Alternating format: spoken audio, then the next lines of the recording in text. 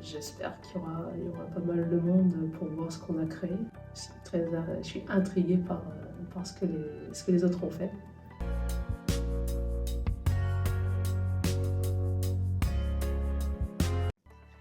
Bonjour Jennifer, Bonjour Lexi, ton petit entretien avec le jury s'est bien passé. la pression redescend.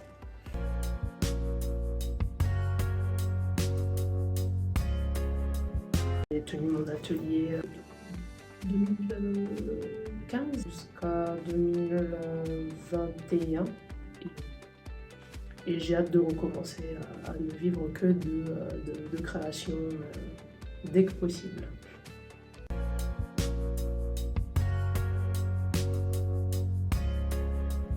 La situation est un peu différente des autres créateurs qu'on a pu voir jusqu'à présent parce que tu as une formation. Est-ce que tu peux nous en dire un peu plus?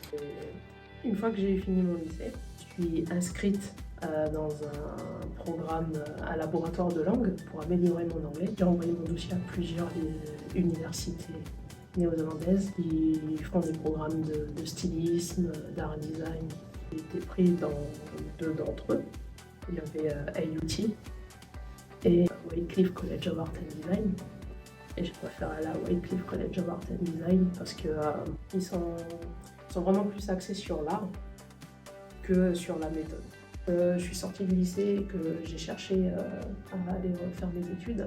On se rend compte du nombre de personnes qui ne peuvent pas continuer leurs études parce qu'on ne peut pas tous avoir une bourse.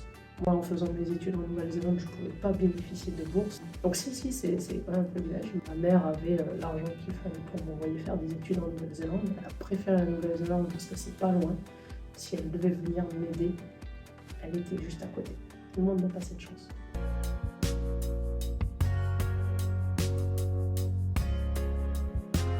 Maintenant, moi, ce que j'aimerais savoir, c'est comment tu as connu le Pacific Fashion Art et comment tu as candidaté.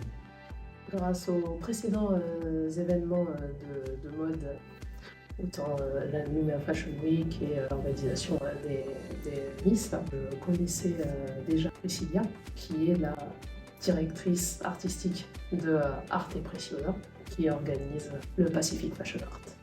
J'ai reçu un email disant qu'ils lançaient la deuxième édition. Rien que par le thème, j'étais déjà très inspirée. Ils nous ont montré ce qu'ils avaient fait l'année d'avant. C'est vrai que j'avais vu passer quelques photos, mais pas intéressé plus que ça. Et quand je vois tout ce qu'ils ont accompli, là, je peux faire partie de l'équipe.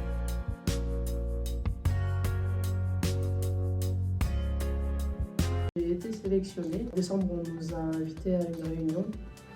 On nous a fait aussi une présentation de ce qu'était le Pacific Fashion Art, de ce qu'était Art et Preciosa, les retombées culturelles et les avantages aussi qu'on pouvait en retirer d'y participer. On n'a pas eu à supporter financièrement toute la tenue. Ils nous ont acheté les matières, vraiment. Les cordes, les ficelles dont on a besoin, elles nous ont été offertes. Et là, si on veut agrémenter avec des perles, des coquillages, des plumes, c'est à nous de nous débrouiller comme des grands.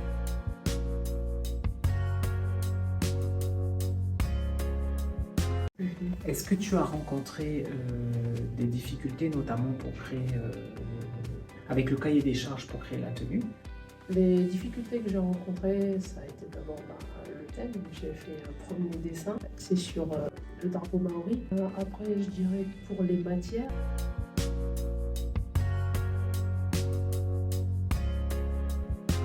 Ce que j'ai sur le dessin et ce que j'ai accompli jusque-là.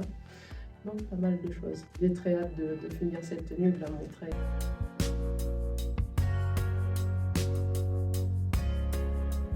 Je dirais la visibilité. Même si on a un thème, on a pas mal de liberté dans comment interpréter ce thème.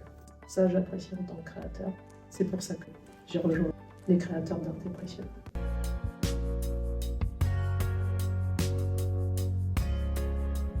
Pour les personnes qui ne peuvent pas aller faire leurs études, mais qui ont peut-être une fibre artistique dans la création, notamment de vêtements, quels conseils tu leur donnerais? Alors, créer du vêtement, ça coûte cher. Donc, préparez-vous des liquidités de côté. Donc, il faut travailler un peu et monter votre clientèle. Pour un pays aussi petit, c'est facile de faire toujours la même chose. Vous cousez, vous vous entraînez, vous apprenez d'autres techniques pour pouvoir vous départager des autres, pas faire exactement la même chose. Travailler sa créativité, parce que c'est un muscle, montrer sa patte, montrer qu'on a un style unique. N'oubliez pas le côté business. Il faut savoir comment diversifier. Je vois tout à fait ce que tu veux dire. En général, quand on est artiste, c'est pas forcément le côté ce qu'on aime le plus dans son art qui est le plus lucratif. Mais il y a d'autres aspects de l'art ou du moins de la matière qu'on fait qui vont être plus lucratifs. Et du coup, ça permet d'un côté de vivre, hein, simplement, et de l'autre côté de pouvoir continuer à exercer sa passion. Hyper intéressant.